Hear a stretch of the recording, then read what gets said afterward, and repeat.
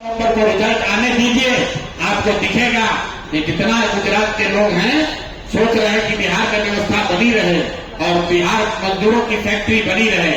गुजरात का लड़का बनेगा फैक्ट्री का मालिक और बिहार के बच्चे बनेंगे उन फैक्ट्रियों में मजदूर। ये बात नहीं चलेगी। अमित शाह चाहे जितना जोर लगाना है लगा ले, भाजपा के लोग जितनी ताकत लगा ले, बदलाव होकर रहेगा। इस बार जन स्वराज की व्यवस्था बंद कर रहेगी।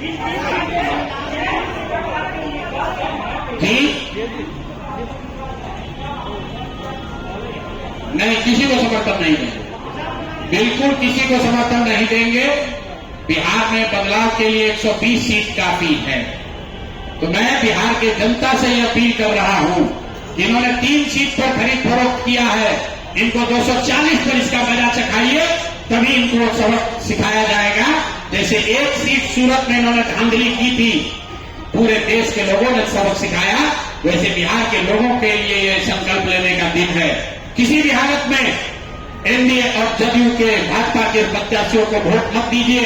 अगर वोट दीजिएगा तो आपके बच्चों को गुजरात में जाकर मजदूरी करनी पड़ेगी, कोई उनको नहीं बचा पाएगा।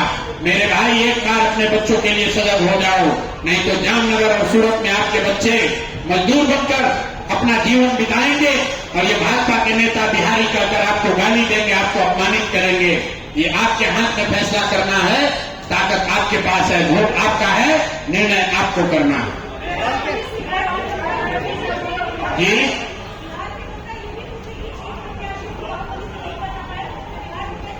ये बाहुबली से लोग नहीं डरे, हुलास पांडे से डॉक्टर साहब नहीं डरे, मुटू साहब रीतलाल यादव से नहीं डरे, वो भारत के गृह मंत्री से डरे। अब आप बताइए कि गृह मंत्री अगर आपको अपने घर बुलाएं, अपने कार्यालय बुलाएं और पूरे दिन वहीं बैठा लेंगे तो आप क्या करिएगा? अगर भारत के शिक्षा मंत्री एक डॉक्टर प्रत्याशी के घर पर आकर बैठ जाएं तो आप क्या करिएगा? आप बताइए। अगर आपके घर का कोई साथ, आपका बेटा, आपका भाई जो अमेरिका में काम कर रहा है, वहां अमेरिका में उस पर दबाव बनाया जाए भारतीय जनता पार्टी के सदस्यों के द्वारा कि अपने पिताजी को कहकर उसका नामांकन वापस कराओ, तो आप क्या कहिएगा? ये लोग अपराधियों से नहीं डरे, ये तो प्रचार कर रहे थे। इन्होंने तो अपराधियों के सामने नामांकन किया, ये डरे नहीं है। इनको एक तरीके से बंधक बनाया गया, आर्थिक सामाजिक दबाव बनाकर इनको बंधक बनाया गया।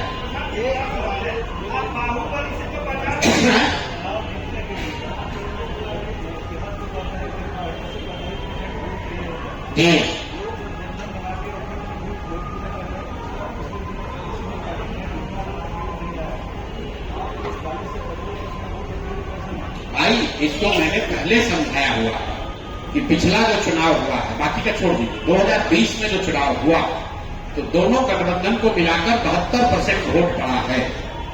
मतलब 28% लोगों ने 2020 में ना महागठबंधन को वोट दिया, ना एनडीए को वोट दिया। तो 28% लोग तो पहले से इनके विरोध में खड़े हैं। और दूसरा, आप लोग का भी अपना अलग अलग आकलन है। कोई बता रहा है कि जन स्वराज एनडीए का 5-10% वोट काटेगा, कोई बता रहा है कि 5-10% वोट महागठबंधन का काटेगा। तो अगर आपकी बात ही मान ले तो 5-10% एनडीए का वोट कटा, 5-10% महागठबंधन का वोट कटा।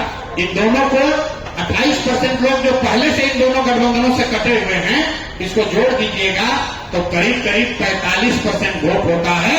और यही वो लोग हैं जो जन स्वराज को वोट देने जा रहे हैं।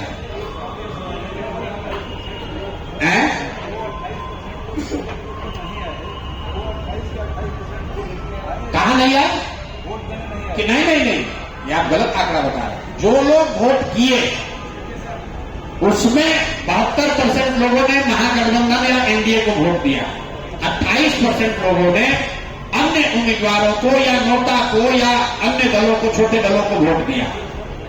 तो मैं ये नहीं कह रहा हूं कि सब आ जाएंगे, लेकिन आपने कहा कि कौन आपको वोट देगा, तो 28% जनता। तो 2020 में 28 पर 1/3 जनता तो पहले से इन दोनों को वोट नहीं दे रही है। जो लोग वोट देने गए उसमें से 1/3 लोग इनको वोट नहीं देते हैं। वो संख्या और बढ़ी है। उसके साथ साथ जो इनके समर्थक हैं दोनों के, उसमें से जन स्वराज ने अपना कुछ वोट बनाया है। अगर आप दोनों को जोड़ दीजिएगा तो 45 से 50% वोट होता है।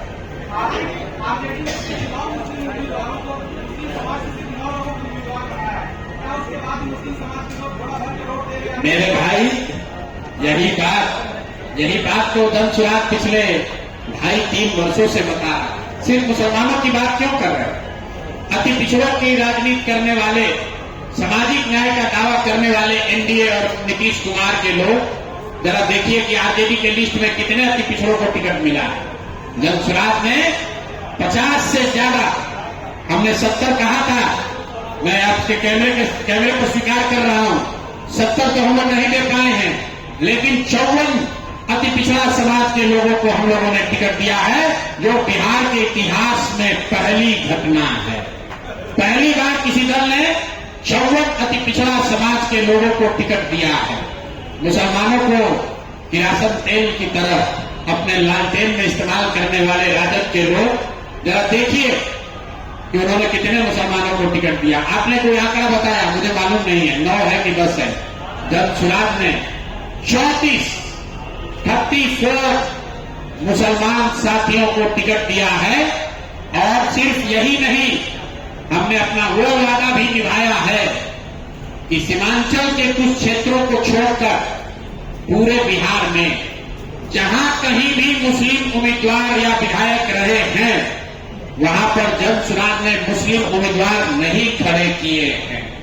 हम लोगों ने मुसलमानों को वहां टिकट दिया है जहां पहले से कोई मुस्लिम विधायक नहीं है, जहां मुस्लिम उम्मीदवार नहीं है, वहां पर धनसुराज से मुस्लिम उम्मीदवार लड़ रहे हैं। पूर्वी, एक उदाहरण आपको बता रहा, पूर्वी चंपारण है। पूर्वी चंपारण में नरकटिया में एक मुस्लिम विधायक हैं।